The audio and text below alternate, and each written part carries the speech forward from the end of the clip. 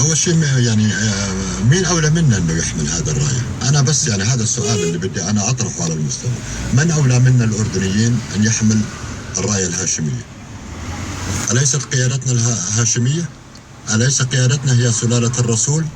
احنا الأردنيين اللي أولى بحمل هذا الراية ونعتز ونفتخر فيها، وهذا الراية راح نحملها وراح ندافع عنها، وراح جنودنا وقلوبنا وعقولنا وأسلحتنا راح تحيط بهذا الراية اللي تبقى مرفوعة، وراح يحملها جنودنا في ساحات المعارك دفاعا عن أمن واستقرار هذا البلد. هذا الراية ستنضم لرايات العز والفخار، رايات القوات المسلحة الأردنية ورايات الثورة العربية الكبرى.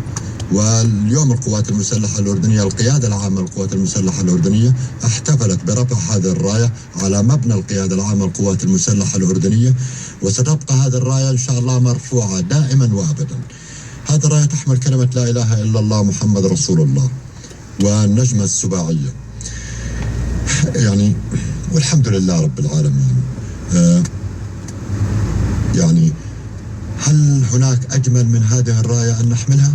هي ليست بديل عن راية الوطن والعلم الأردني، لكن هذه راية الهاشميين، هذه راية الإسلام السمحة، هذه راية الرسول صلى الله عليه وسلم. فإذا في ناس حق منا يا ستي بحمل هذا الراية يتفضل، يعني إحنا أصحاب الراية وإحنا اللي حق بحملها، وستبقى هذه الراية مرفوعة. وأرجو أن لا يفسرها الآخرون كما يريدوا حسب أهواهم. يعني شو المقصود فيها؟ ليش بهالوقت هاي راية حرب؟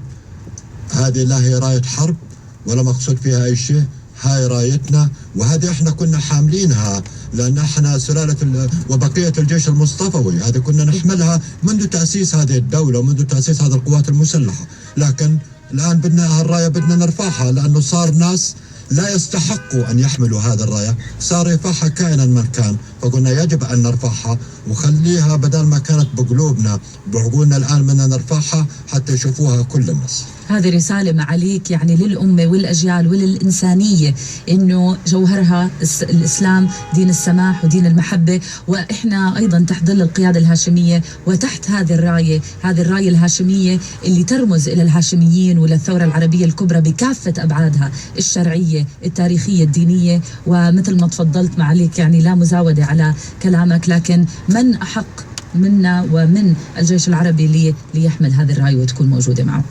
أيضا يعني مثل ما تفضلت ببداية لقائنا، نحن نتحدث عن هيك موضوع مهم جدا سنتحدث عنه بعد فاصل قصير، بس نريح معالي شوي كثير. نرجع.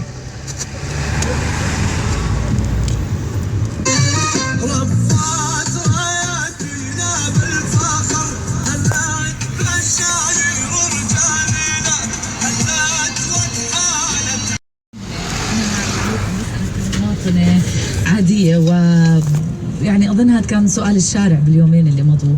امبارح خلال المراسم اللي شفناها وتسليم الراية أيضا شاهدنا 3 من الضباط الموجودين أو من أفراد الجيش الشماغ مقلوب بالعكس، ما عرفنا، احنا ما فهمنا، والسؤال كان يعني بين الناس، فحرس الشرف كانوا لابسين الشماغ مقلوب. يعني احنا لسنا عسكريين، فنتعلم منكم، من افضل منك لاجابه هذا السؤال؟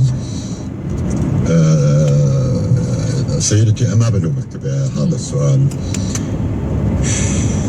اول شيء احنا الشماغ الاحمر هو الشماغ الاردني اللي نعتز ونفتخر بارتدائه، ومنذ تأسيس القوات المسلحة الأردنية وحتى من رجال الثورة العربية ومقاتلي الثورة العربية الكبرى كانوا يرتدوا هذا الشماغ. لكن اللي شاهدتوهم ال3 جنود وضابط اللي معهم كان الشماغ تبعهم مقلوب.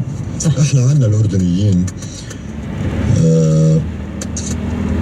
في حالات نصل فيها إلى مرحلة بأنه يعني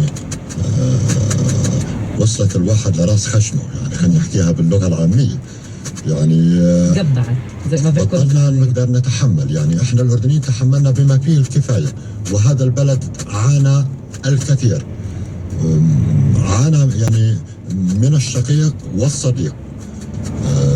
فشماغ المقلوب هذا يعني بأنه هذا الراية لما سلمها جلالة سيدنا، وأنا شرفني وكرمني كممثل للقوات المسلحة الأردنية أني أحمل وأتناول هذه الراية من يد سيدنا، من يد نشامة قدموا للوطن الكثير، وسلمت إلى يد نشامة. عليهم أن يكونوا مستعدين وعيونهم عيون صقر وإيدهم على الزناد حتى يبقى هذا البلد قوي ومنيع.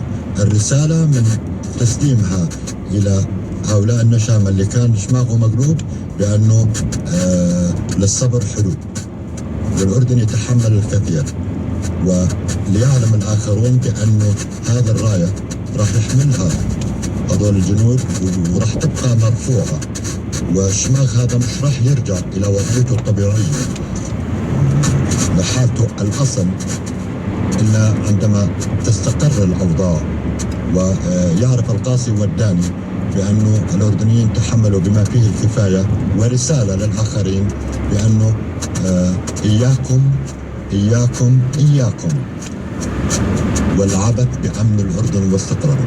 فحملت هذه الراية قلبوا شماغهم حتى يوجهوا الرسالة الأخيرة بأنه إن عبثتم بأمن الأردن ستدفعوا الثمن غالي. يعني احنا اخذنا كثير من وقتك معاليك، ولكن اسمح لي باسمي وباسم راديو هلا